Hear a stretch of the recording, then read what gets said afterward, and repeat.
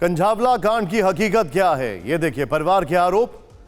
Number 1, rape के बाद murder का मामला है। पुलिस का दावा किसी भी तरह से ये सेक्सुअल असॉल्ट या हत्या नहीं है। नेक्स्ट चेंज करें। यहां पर एक्सीडेंट तो शरीर पर एक भी कपड़ा क्यों नहीं है? घिसटने से लड़की के पूरे कपड़े फट गए हैं। पुलिस का यह भी कहना है कि गाड़ी के अंदर खून के कोई भी निशान नहीं है। एफएसएल की रिपोर्ट है, कार के अंदर खून मिला है, यह परिवार कह रहा है। फिर उनका यह कहना है, मामा जो है उनके, वो कहते हैं निर्भया जैसा मामला है। पोस्टमार्टम रिपोर्ट के बाद सारी चीजें क्लियर होंगी। ये सारी चीजें, ये सारे फैक्ट्स हैं। सभी आरोपी नशे में थे। मेडिकल रिपोर्ट के बाद साफ होगा। हालांकि इसको लेकर पुलिस क्यों बच रही थी, अपने आप में चिंताजनक है। इस सब के बीच में एक और फैक्ट सीधे देखिए। Of the record Delhi police ने क्या कहा है। ऑफ द रिकॉर्ड, दोस्तों के साथ नया साल मनाने निकले थे आरोपी। नंबर 1, नेक्स्ट दिखाइए। नशे में थे, ये क्लियर नहीं है, मेडिकल रिपोर्ट से पता चलेगा। अभी तक सेक्सुअल असॉल्ट या हत्या जैसा कुछ नहीं लग रहा है।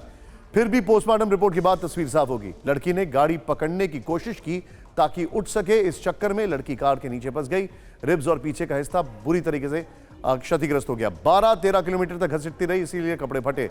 आरोपियों का कहना है कि पता नहीं था कोई फंसा है। आरोपियों पर भरोसा नहीं, कस्टडी में लेकर पूछताछ होगी।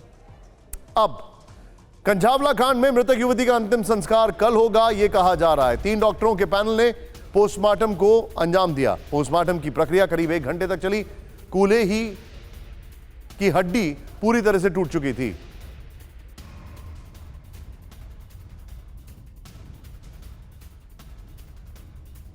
इस दौरान पोस्टमार्टम के दौरान पीड़ित परिवार के करीबी डॉक्टर भूपेन चौरसिया नाम के एक शख्स अंदर मौजूद थे। बाहर आकर उन्होंने मीडिया को बताया कि पोस्टमार्टम की प्रक्रिया को कैसे अंजाम दिया गया। मुझे ऐसा लग रहा है हमारी बहन के साथ रेप किया गया है। रेप होने के बाद उसका मर्डर किया गया है और मर्डर करने के बाद जो हुआ है सर, अभी आप मान के चलिए अगर वो पहले 50 किलो की थी तो अब मुझे लगता है अगर अभी इस वक्त हम उसकी बॉडी का वेट करेंगे तो शायद 15 या 20 किलो रहेगा सर। ऑलमोस्ट 70% उसकी हिप बोन, उसकी चेस्ट, उसका सब, उसके leg, everything is broken sir.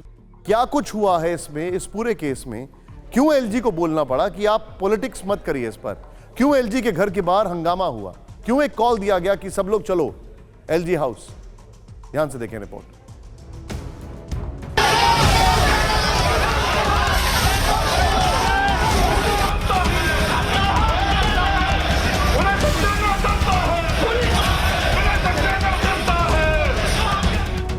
31 दिसंबर की रात दिल्ली में 4 घंटे तक एक बेटी से बर्बरता होती रही।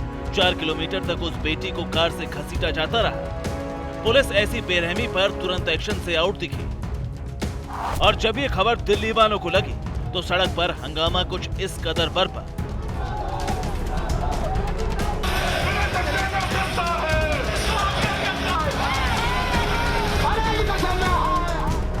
दिल्ली में एलजी के दफ्तर का घेराव करने की कोशिश हुई। प्रदर्शन कर रहे आम आदमी पार्टी कार्यकर्ताओं पर सर्दी में वाटर कैनन का इस्तेमाल हुआ। नारेबाजी जबरदस्त हुई। एलजी साहब के पास 24 घंटे समय रहता है दिल्ली सरकार के काम में दखल देने का। दिल्ली पुलिस की व्यवस्था को संभालें कि दिल्ली की महिलाओं को सुरक्षा दें, वो देते नहीं है। सुल्तानपुरी की लड़की को इतने किलोमीटर तक एक गाड़ी घसीट के लेके चली जाती है। दिल्ली पुलिस कुछ नहीं करती है। दिल्ली पुलिस को कुछ पता भी नहीं चलता है। ये सिर्फ और सिर्फ इसलिए है क्योंकि एलजी साहब को दिल्ली की बेटियों की सुरक्षा की चिंता नहीं है। दिल्ली एलजी के दफ्तर के बाहर यह हंगामा देर तक चला।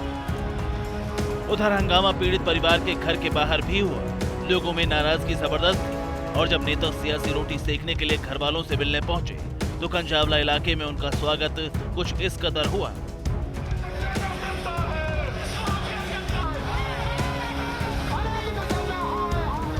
दिल्ली विधानसभा के डेप्यूटी स्पीकर राखी बिरलान कंझावला कांड के बाद सांत्वना देने के लिए पीड़ित परिवार के घर पहुंचे तो उन्हें यहां विरोध का सामना करना पड़ा। राखी के वहां पहुंचते ही लोगों ने उन्हें घेर लिया। विरोध करने वालों में बड़ी संख्या में महिलाएं दिखी। महिलाएं राखी पर जोर जोर से चिल्लाने लगी, उन्हें वहां से भगा दिया। कार पर भी हमला हुआ, कार के शीशे टूट गए।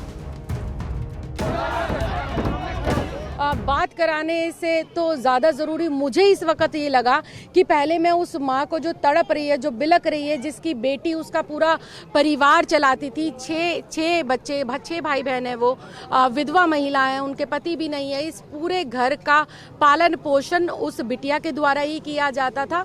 तो बात करने की स्थिति में अभी उनकी माता जी है नहीं, इसलिए अभी माननीय मुख्यमंत्री जी से बात नहीं कराई जा सकी।